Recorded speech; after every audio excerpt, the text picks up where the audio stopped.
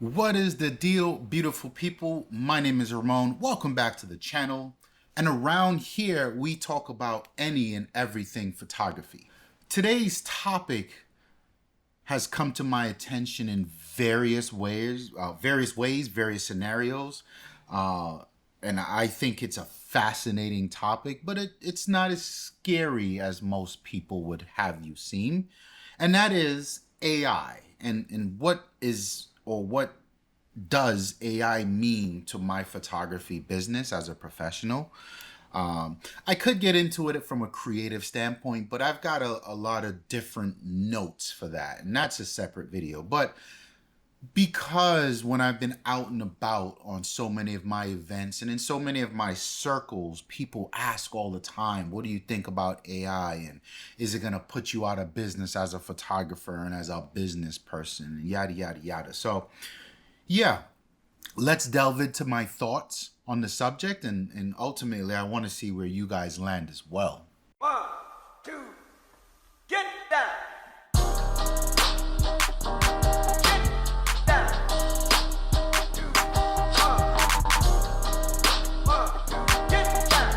Some context for my first point. This is nothing new. First of all, this is nothing new in business. If you are a person that owns your own business, no matter what genre of business that is, you know that there are always these milestones that happen. And by milestones, I mean, your business is ran a specific way, and then there are these disruptors that show up every 10 years, 20 years, 30 years, whatever it is, that really challenges the way you do business. Either they do it in a more effective or efficient way that really just aids to the output, the raw output you can do. You can do things faster, better, cheaper, or it just makes you essentially a relic, and the way you do things are no longer relevant, and you have to adjust, right? This is just life, not only business. But specifically speaking about photography, we've seen this so many times before, right?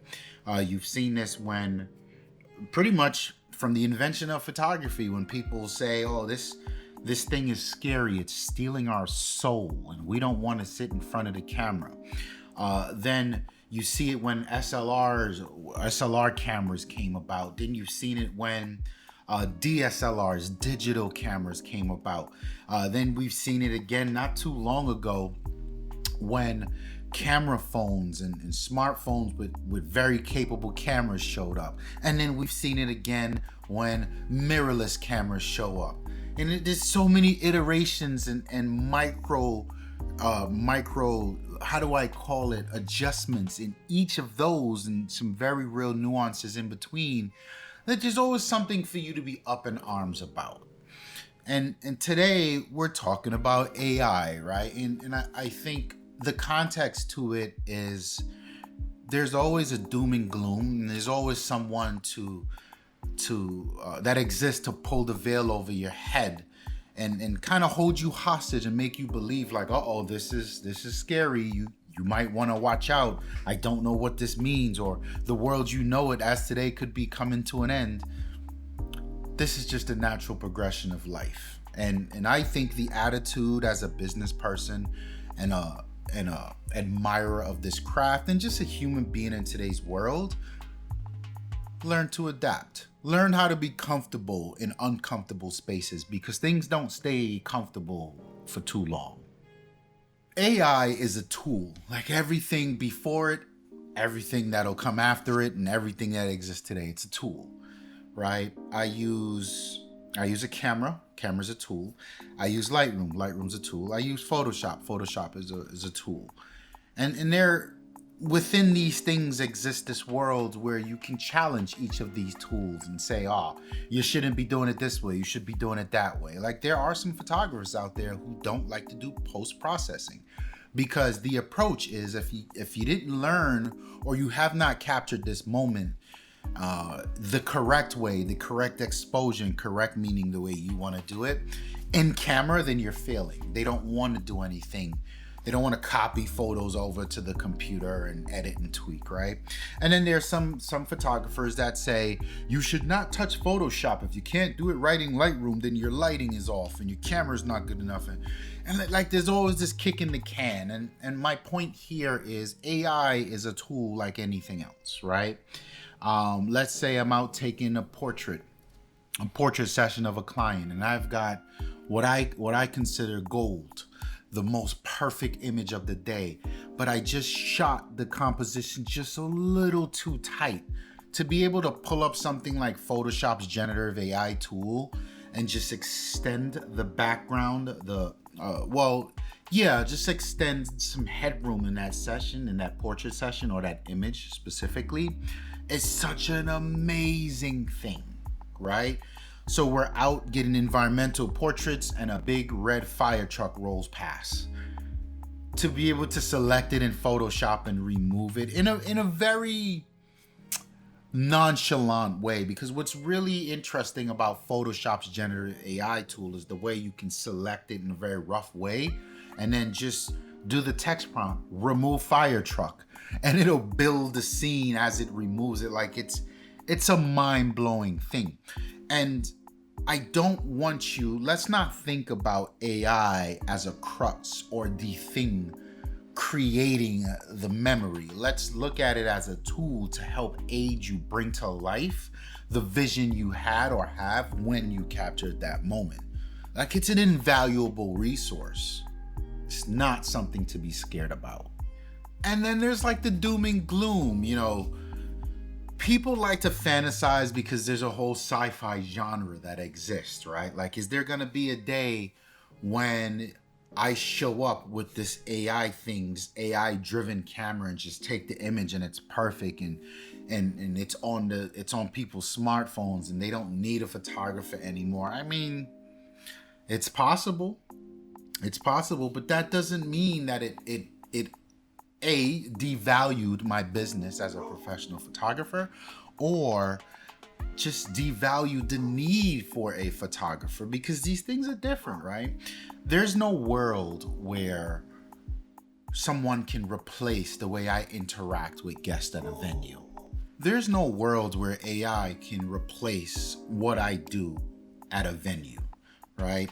I'm on site, I'm checking out the lighting, the space, I'm checking out the best locations for lighting, I'm checking out the best or the most pleasing spots. And okay, so when it's time to do formal portraits, here's where I'm gonna ask my clients to stand. There's no replacing how comfortable I make people feel in front of the camera, because let's face it, most people are very nervous in front of the camera.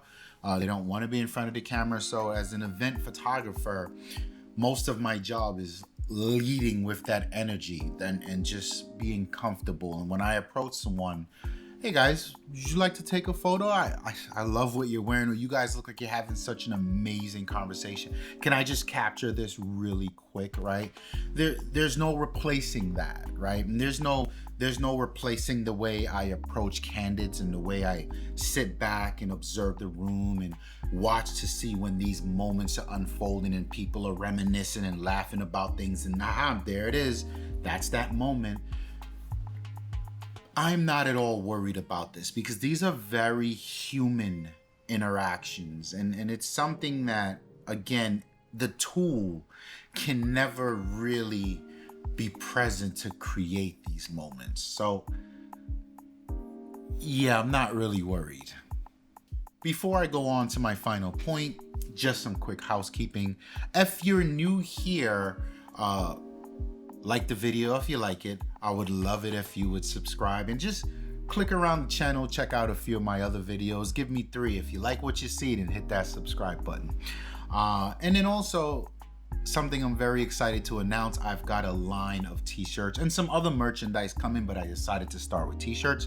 And this is more so, not only will I be ordering my first batch and wearing them myself, because I'm quite proud of what they're saying, but also it's a way for you guys to support me, right? And I don't really like the paywall stuff, and I feel like if you want to show your support, then just cop a piece of merch and rock out. Links down to the store, Links to the store will be in the description, so I'll be happy for you guys to check that out and give me some feedback. Let me know what you think of the designs. Let me know what you think of the store and all that good stuff. So yeah, I do have a question for you. Where do you stand on AI and professional photography? I know I've seen various conversations around generative AI, things like Midjourney and how it will replace art and artists, but the professional conversation is one I want to bring to the community. Do you think there is ever a world where AI can replace a professional photographer, be it an event, wedding, portrait, whatever? I'm curious to see what you have to say. Leave the comments in the comment section down below. Going back to Photoshop's new generative AI portion, I really quite enjoy this, not only for the flexibility that it gives me to clean up my images a little bit, and think of things like, you got a perfect portrait, but there's like a pole coming out from behind someone's head, or you're at a venue and it was an amazing moment captured, but there's like a little piece of a TV with like some iPhone images playing on repeat, and you would really love to get that out of there. The ability to just give a rough selection and delete that stuff is amazing, quite frankly. But I think there are a lot of creative liberties that AI gives you that I don't quite have as a graphic artist. And I know a lot of people, these paths are quite similar and parallel, but they're not the same. Because I use Lightroom and Photoshop doesn't make me a graphic designer or a graphic artist. And there are some things that creatively I would like to do, but like, I don't know if I have the chops to spend another 15 hours in YouTube learning these trivial skills to not only my business, but my creative process. Like, it's not for me. So if I can hand some of these things off to AI, like, I'm happy to do so. And yes, I do understand that graphic artists are kind of nervous right now, and I totally get that. And ultimately, I can't speak for that community, but I think the parallels are quite similar, right? Like, it's just a tool. And what a lot of people don't recognize, or because they haven't actually delved into it and done the work, AI is cool, but you still need to know what to ask AI, right? Like, I get into this conversation with people sometimes about Googling, and if Googling things is healthy. Like, of course it's healthy. And if you Google anything, it's just an index, right? And it'll return to you what it thinks is relevant. But you still need to know what to Google to use Google the most efficient way possible. It's the same with AI. We could go in there and say, generate me a portrait of a wedding event. Or I can go in there and say, generate me a portrait of a wedding event that was shot at golden hour, and it was shot with a Sony a7R4 with an 85mm lens at f2.8. Like, these are totally different results, right? And I think it's important to not panic, to know that it still is a tool, and any tool that exists requires a knowledgeable operator. Hopefully that makes sense to you. Yeah, these are my thoughts on AI as it pertains to my professional business and my professional career as a photographer. I'm not quite finished building my thoughts on the creative portion of my photography as yet.